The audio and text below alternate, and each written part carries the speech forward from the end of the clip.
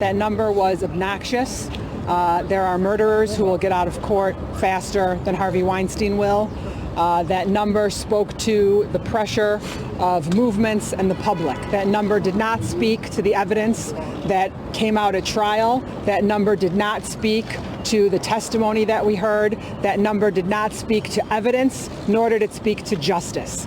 I am overcome with anger at that number. I think that number is a cowardly number to give. I think the judge caved, just as I believe the jury caved, and I am not happy. That was the defense. Now, I understand there's always a little bit of a balancing act you have to do here when you're playing sound bites. That was clearly the lawyer for Weinstein, and I know there's a whole other side to this, the side that won the prosecution. But that's just the sound that we had in reference to Weinstein getting 23 years in prison for the sexual assault of two women, years ago. And look, Weinstein, who is a super powerful Democrat, bundler for Hillary, friend of the Obamas, friend of Hillary and Bill Clinton, raised millions of dollars for Democrat causes. This guy was the elite lib establishment to a T.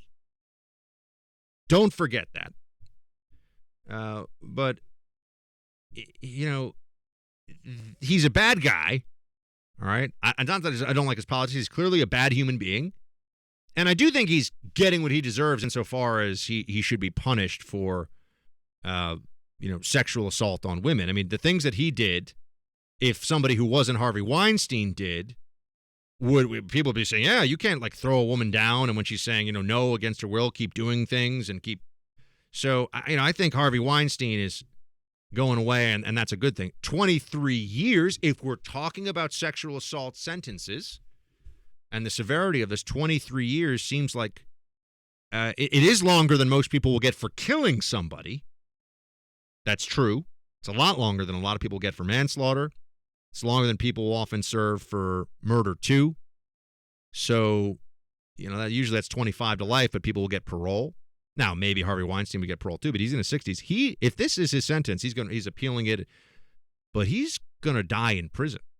Now, I don't like Harvey Weinstein. I have nothing favorable to say about this guy. I think he's an extreme dirtbag, and I think he did assault women. I don't think it was just that he was dangling in front of them the prospect of a better career or whatever, and that they just consented. I think that he, physically transgressed and then would try to cover it up with, oh no, I just thought that was okay. And, essentially he was a habituated date rapist in a sense, right? He was habitually doing this, which is why they tried to charge him with being a predator, which would have sent him to prison for life.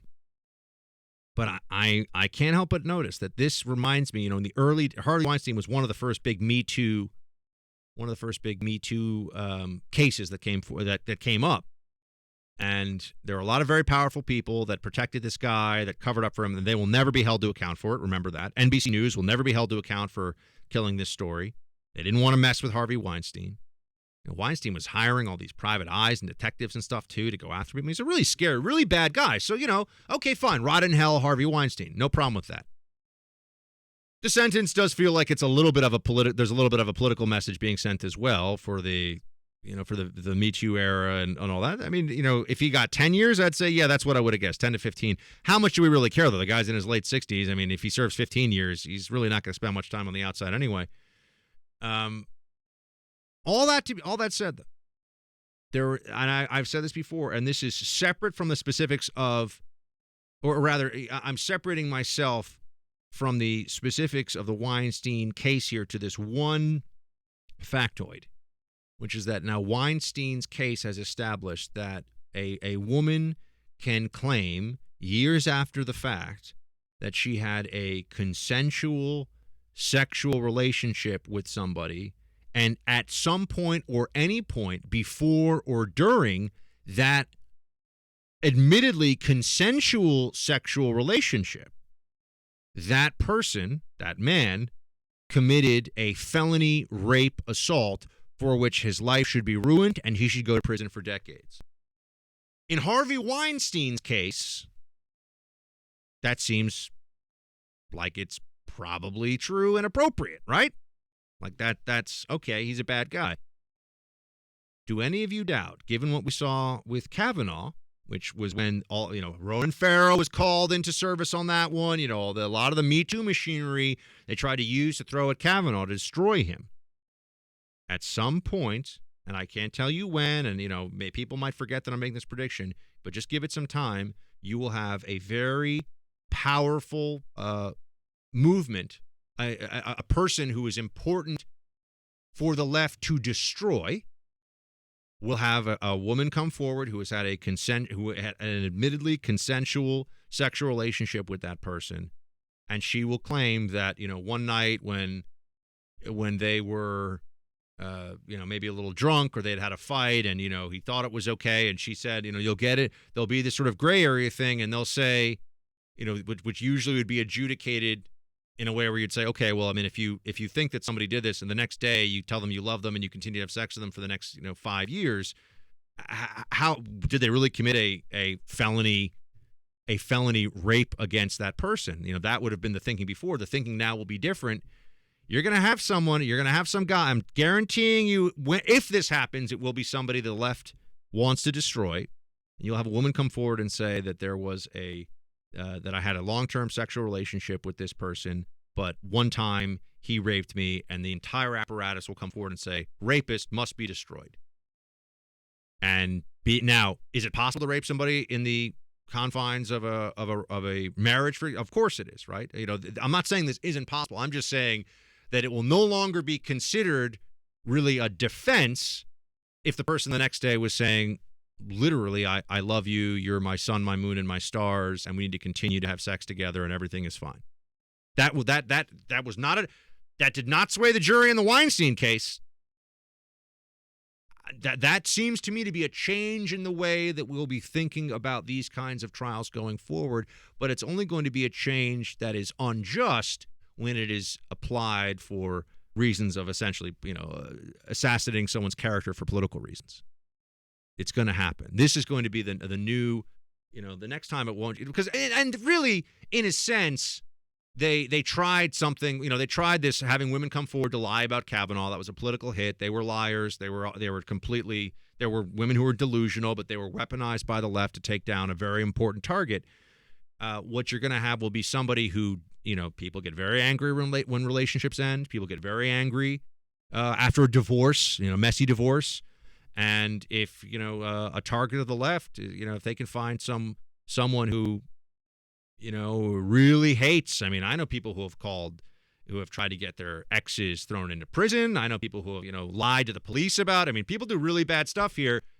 Now you can say, oh, yeah, well, this one time, I said no, and he didn't listen, and he raped me. And even though we lived a happy life for 5 years after the fact, and we were, married even or whatever, nope, that one time, I want that now that we're divorced and I hate him and he's a high-profile target for whatever reason, I want that adjudicated as a rape claim. I look, we had Christine Blasey Ford come forward, could not even prove that she had ever met Kavanaugh. Never mind that he'd assaulted her. Nobody could even prove that even ever happened. That they were in the same place. Didn't know where it was, didn't know when it was, didn't know how she got home. But the narrative was, yep, no, he assaulted me. And everyone said, oh, she must be believed, even though the facts were all that she shouldn't be believed. Now think about how easy it will be if someone chooses to say, if they are scorned or if they hate somebody they used to have a relationship with and they really want to get even. And this does happen in life. This does happen.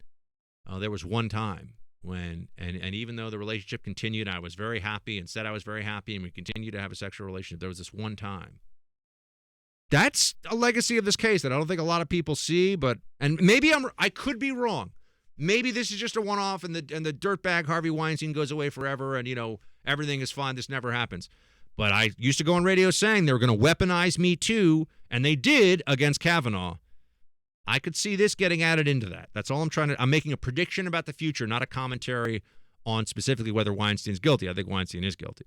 But in terms of what's going to happen going forward, this case has real ramifications. Hey, Team Buck, thank you so much for watching The First on YouTube. If you like this video, please click that little thumbs up button so then it will log as liked. And also, if you want to see more great content from The First, please click subscribe.